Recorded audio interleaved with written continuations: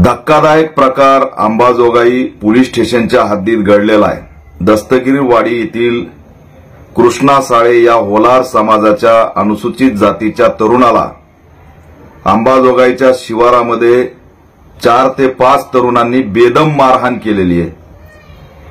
तुला खलासच करतो म्हणून जबर मारहाण करत व्हिडिओ शूटिंग करून तो व्हायरल सुद्धा करण्यात आलेला आहे। बीड जिल्ह्यात एकापाठोपाठ एक या घटना व्हायरल होत आहेत। कायदा व सुव्यवस्थेचा प्रश्न गंभीर होत चाललेला आहे। गृहमंत्र्यांनी पालकमंत्र्यांनी तात्काळ या गंभीर घटनेची दखल घेतली पाहिजे। पीडित कुटुंबांनी पोलिसांकडे सातत्याने गुन्हा दाखल करण्याची मागणी केली, परंतु पोलिसांनी गुन्हा दाखल करण्यासाठी चालढकल केल्याचं समजत आहे। हे अॅट्रॉसिटी ऍक्टचं प्रकरण आहे। मारहाण झालेला तरुण अल्पवयीन आहे, त्याच्यामुळे त्याच्यात गंभीर स्वरूपाचे कलम लागले पाहिजेत आणि तात्काळ आरोपीला अटक झाली पाहिजे। तात्काळ आरोपीला अटक करून त्यांना कायद्याचा धाक पोलिसांनी दाखवला पाहिजे।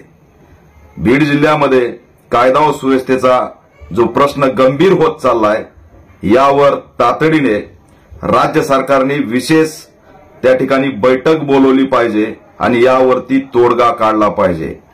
याआधी सुद्धा अनेक घटना घडल्यात आणि या घटना घडत असताना व्हिडिओ शूटिंग करण्याची एक पद्धत सुरू झालेली आहे। या पाठीमागे काय षडयंत्र आहे, यांचा कुणी मोठा मास्टरमाइंड आहे का, यांना कुणी हे करायला लावतंय का, याचा सुद्धा शोध घेतला पाहिजे।